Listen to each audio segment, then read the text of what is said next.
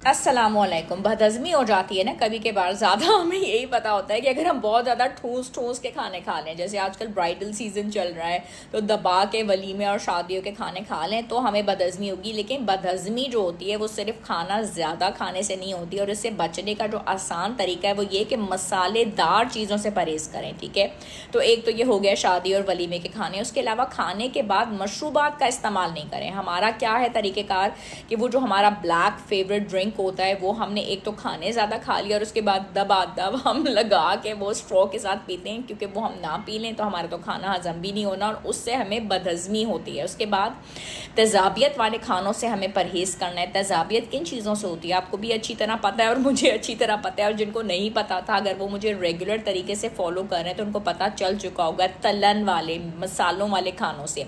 उसके बाद खुराक का जो कम मकदार है उसमें इस्तेमाल करना वो आपको बदहज़मी से बचाएगा।